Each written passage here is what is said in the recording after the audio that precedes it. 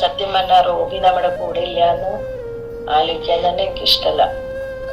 ഞങ്ങള് പാലക്കാടേക്ക് ഒരു യാത്ര പോയി, ഞാനും പിന്നെ റോബിയും ആദിയും കൂടി.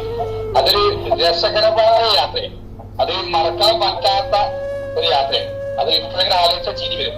റോബിന്റെ ഓരോ വിറ്റുകളും അലവിന്റെ ഓരോ പിടിത്തകളും അങ്ങനൊക്കെ ഓരോ എന്താ പറയുക, എപ്പോഴും എവർ മെമ്മറബിൾ യാത്രയാണ്. അത് ഞങ്ങൾ നാളെ പോയത്, അത് ഞങ്ങൾ ഇപ്പോഴും ഇങ്ങനെ പറിച്ചിങ്ങനെ ആലോചിക്കും.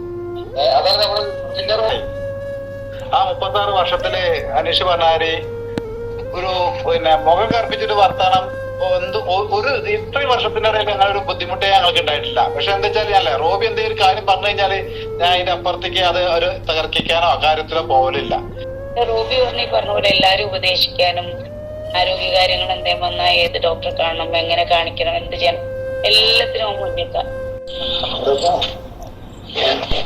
ക്ലാസ്സിൽ ഇങ്ങനെ ബാക്ക് ബെഞ്ചിൽ ഇങ്ങനെ ഓരോ കമന്റ് വരുമ്പോഴാണ് ആദ്യമായിട്ട് ഇങ്ങനെ ശ്രദ്ധിക്കാൻ തുടങ്ങിയത്.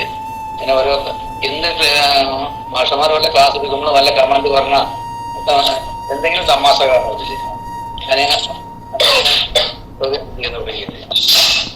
റോബി ക്ലാസ്സിലുണ്ടെങ്കിൽ തന്നെ നല്ലൊരു ഇതായിരുന്നു, ക്ലാസ് നല്ലൊരു രസമായിട്ട് പോകും. എല്ലാവർക്കും റോബിനെ വളരെ ഇഷ്ടമായിരുന്നു.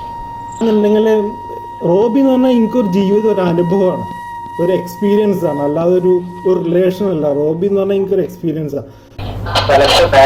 റോബിയുടെ ഒരു ചിരിച്ച കാണുന്നുണ്ട്.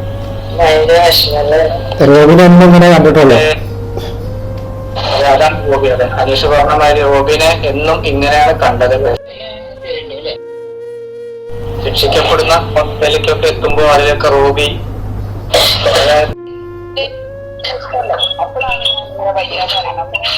വിളിച്ചു പെട്ടെന്ന് റോബിക്ക് പറ്റി വഴിയാണ് ഇങ്ങനെയൊക്കെയാണ് സംസാരം പറഞ്ഞപ്പോഴാണ് ഞാൻ അറിയുന്നത്.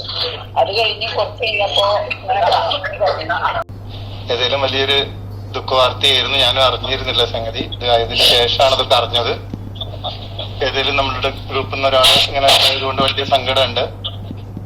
പിന്നെ ലാസ്റ്റ് കുറെ കാലങ്ങളായിട്ട് നമ്മളൊന്നും അങ്ങനത്തെ ഗ്രൂപ്പിലൊന്നും ആരും സജീവമല്ലാത്തതുകൊണ്ട് അങ്ങനത്തെ കാര്യങ്ങളൊന്നും അറിയാനും പറ്റിയില്ല. അവസാനം അവന്റെ ചിരിയും കളിയല്ലാതെ നമ്മളൊന്നും കണ്ടിട്ടില്ല.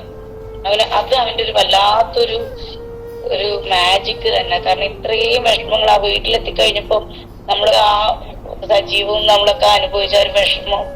ഒരാഴ്ച 2 ആഴ്ച മുമ്പ് കാണാതെ വിളിച്ച പോലീസ് എന്നോട് പറഞ്ഞു സുഖമില്ല, ചുമ അങ്ങനെ ഇതാവില്ല. അപ്പൊ ഡോക്ടറെ കാണിക്കേണ്ടി പറയുമ്പോ ഫോൺ കട്ടാക്കി, ഫോൺ വെച്ചു. പിന്നെ അങ്ങാടി പോയപ്പോ പെരുന്തൽമണ്ണ പോയ വഴി കഴിഞ്ഞിട്ട് ഞങ്ങൾ ഏതാണ്ട് 1 മണിക്കൂർ 1.5 മണിക്കൂർ ചിരിയും ബഹളവും തമാശയും കുറെ കാര്യങ്ങളൊക്കെ ഇങ്ങനെ പറഞ്ഞ് ഒക്കെ ഫോട്ടോ ഉണ്ടല്ലോ, അതാണ് റോബി. എത്ര വിഷമങ്ങൾ ഉണ്ടെങ്കിലും സത്യസമമായിട്ട് ആ ചിരിച്ച മുഖം, കുറച്ചൊക്കെ കാര്യങ്ങൾ എനിക്ക് അറിയാമായിരുന്നു. എന്നാലും കൂടുതലായിട്ടൊന്നും ബുദ്ധിമുട്ടുകൾ ഒരിക്കലും പുറത്തു പറയാതെ ആ ചിരിച്ച ആ മുഖം ഉണ്ടല്ലോ, സത്യം പറഞ്ഞാൽ ഒരിക്കലും മനസ്സിൽ നിന്ന് മായാത്തൊരു മുഖമാണ്. അത് തന്നെയായിരുന്നു. ഞാനിവിടെ ഭയങ്കര തിരക്ക് പിടിച്ചടുത്തായപ്പോൾ എനിക്ക് ഇവിടെ പുറത്തോട്ട് ഇറങ്ങാൻ പറ്റില്ല. എനിക്കൊരു വലിയ നഷ്ടം പറഞ്ഞു കൊടുക്കുന്നത്. അതിൽ കൂടുതലൊന്നും തൽക്കാലം പറയുന്നില്ല. ഒരുപാട് വർഷത്തേക്ക് ജീവിതത്തിൽ ഒരാള്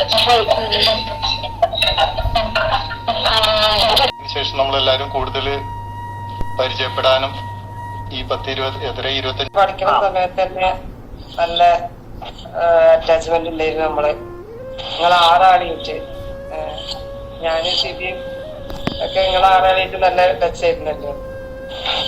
പിന്നെ 2019 നമ്മള് ഫസ്റ്റ് ഗെറ്റ് ടുഗദർ വെച്ചത്.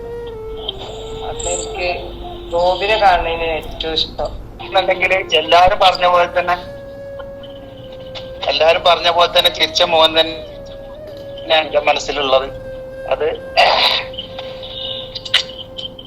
ഏതായാലും അവൻ പോയി, അവനില്ല, അവൻ പോയി നമ്മുടെ കൂടുന്ന്. പിന്നെ എനിക്ക് സത്യം പറഞ്ഞു കഴിഞ്ഞാൽ അത് ആലോചിക്കാൻ തന്നെ ഇഷ്ടമല്ല. അവനില്ല എന്നുള്ള കാര്യം ആലോചിക്കാൻ ഇഷ്ടമല്ല.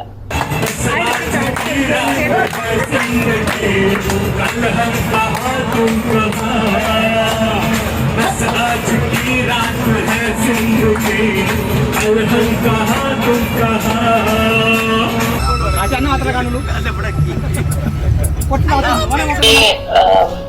സത്യം പറഞ്ഞ റോബി നമ്മുടെ കൂടെ ഇല്ലാന്ന് ആലോചിക്കാൻ തന്നെ എനിക്ക് ഇഷ്ടമല്ല.